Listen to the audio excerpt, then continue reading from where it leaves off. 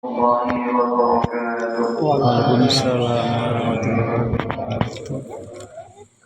الحمد لله نحمده ونصلي ونسلم على رسوله الكريم أما بعد.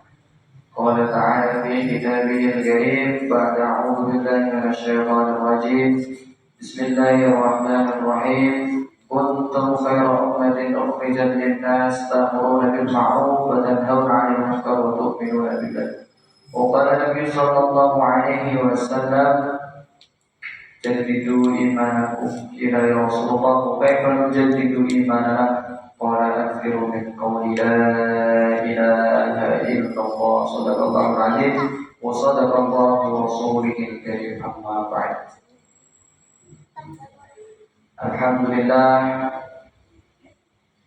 puji dan syukur kepada Allah Subhanahu wa taala karena Allah Subhanahu wa taala masih sayang kepada kita, karena Allah Subhanahu wa taala masih berikan kita nikmat yang sangat banyak. Saking banyaknya nikmat yang Allah berikan kepada kita, ulama katakan apabila seluruh ranting pohon ini dijadikan pena, daun-daunan yang ada di dunia dijadikan kertas, dan seluruh air yang ada di lautan dijadikan tinta, ini dikumpulkan jadi satu untuk menulis nikmat Allah Subhanahu wa taala yang telah diberikan kepada kita, maka tidak cukup, masih kurang. Saking banyaknya nikmat yang Allah berikan kepada diri kita, maka wajib kita syukuri, walau karena cuma mengucap alhamdulillah. Salawat serta salam kita aturkan kepada Nabi Muhammad SAW yang selalu senantiasa kita nanti-nantikan syafaat beliau di yaumul qiyamah. Amin. Alhamdulillahirabbil alamin. Pada kesempatan kali ini, Bapak-bapak, Ibu-ibu hadirin yang dirahmati Allah Subhanahu wa taala, saya ingin menyampaikan sedikit mengenai sholat khusyuk wal khudu'. Apa toh itu sholat khusyuk wal khudu'? Pertama, pengertian dari sholat khusyuk wal khudu' sendiri ialah sholat dengan konsentrasi batin, merendahkan diri di hadapan Allah, mengikuti cara Rasulullah SAW. Maksudnya seperti apa? Sholat dengan konsentrasi batin. Kita merasa bahwa sholat kita ini dilihat langsung oleh Allah Subhanahu wa taala, bahwa sholat kita ini adalah cara kita berkomunikasi paling cepat dengan Allah Subhanahu wa taala. Kita merasa sholat kita ini sholat yang paling terakhir. Oh, ini dipantau sama Allah, kita harus sungguh-sungguh. Nah, seperti itu sholat dengan konsentrasi batin, merendahkan diri di hadapan Allah. Ya Allah, saya bukan siapa-siapa, saya ini bukan apa-apa, kita ini bukan siapa-siapa. Kita mengabdi pada Allah Subhanahu wa taala, Tuhan semesta alam. Kalau ada masalah, adukan sama Allah lewat sholat. Pengen cerita-cerita sama Allah lewat sholat. Ini cara paling cepat untuk kita berkomunikasi pada Allah Subhanahu wa taala. Maksud dan tujuan daripada sholat khusyuk wal khudu' ini apa?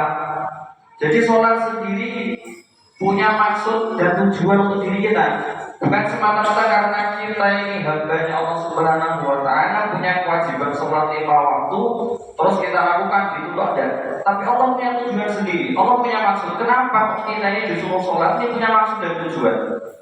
Apa maksud dan tujuannya? Yang pertama, membawa sifat-sifat ketaatan yang ada pada sholat ke dalam kehidupan sehari-hari.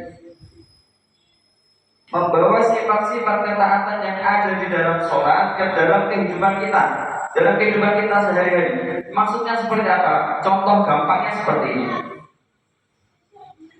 Ketika kita sholat, selalu dalam keadaan suci, dari hadas besar maupun hadas kecil. Ini bisa kita terapkan dalam kehidupan sehari-hari kita, selalu menjaga wudu dan lain sebagainya. Ini sangat banyak faedahnya, insya Allah. Contoh yang kedua, ketika kita di dalam sholat, kita menutup aurat. Nah, tidak mungkin kita sholat sambil buka aurat, itu tidak mungkin. Sholatnya dasar kalau kita buka aurat. Nah, ketika kita sholat, kita menutup aurat, kita bawa sifat-sifat ini yang ada dalam sholat ke dalam kehidupan sehari-hari. Di luar sholat kita juga menutup aurat. Nah, seperti itu yang dikehendaki. Contoh kecilnya seperti itu. Ketika kita sholat, dalam sholat kita menutup aurat, ya, dan ketika di luar sholat kita juga menutup aurat. batasan Allah untuk laki-laki dari pusat 3 rukuk dan untuk perempuan seluruhnya kecuali wajah dan telapak tangan. Ada yang mengatakan telapak tangan itu masih Allah. Nah ini untuk perempuan. Maksudnya seperti itu, membawa sifat-sifat ketaatan yang ada dalam sholat ke dalam kehidupan kita sehari-hari. Sifat taat kita yang ada dalam sholat ini kita terapkan dalam kehidupan kita sehari-hari. Contoh kecilnya seperti itu tadi. Kalau dalam sholat kita mengingat Allah, di luar sholat kita ya mengingat Allah. Di dalam sholat kita berdoa berzikir kepada Allah, di luar sholat kita juga berzikir kepada Allah Subhanahu wa Ta'ala. Jadi tidak cuma zikir ketika habis sholat saja. Kapanpun waktu kita bisa ingat Allah. Yang digadani seperti itu. Jadi kita tanamkan sifat-sifat baik yang ada dalam sholat ke dalam kehidupan sehari-hari kita. Ini yang dimaksudkan. Maksud dan tujuan sholat itu seperti itu. Nah, untuk mendapatkan maksud dan tujuan sholat khusyuk wal khudu sendiri perlu adanya usaha, perlu adanya cara. Yang pertama apa?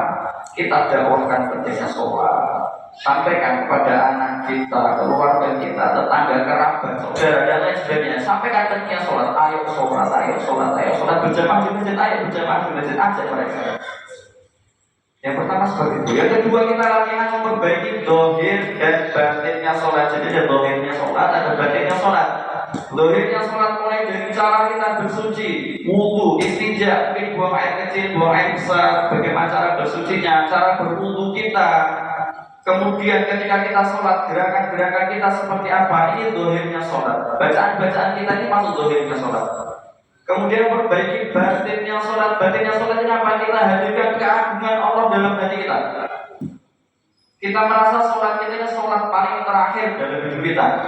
Kita merasa kita dilihat oleh Allah Subhanahu wa Ta'ala. Ini caranya untuk menghadirkan batinnya sholat, sehingga kita bisa menciptakan sholat khusyuk wal khudu. Mohon guys, nah, alhamdulillah mungkin sedikit dari saya yang bisa saya sampaikan mengenai sholat khusyuk wal khudu. Semoga apa yang saya sampaikan bermanfaat. Ada benarnya datang dari Allah Subhanahu wa Ta'ala, dan apabila ada salah dari saya sendiri, saya mohon ampun kepada Allah dan mohon maaf kepada panjenengan semuanya. Sekian, wabillahi taufiq wal hidayah. Assalamualaikum warahmatullahi wabarakatuh.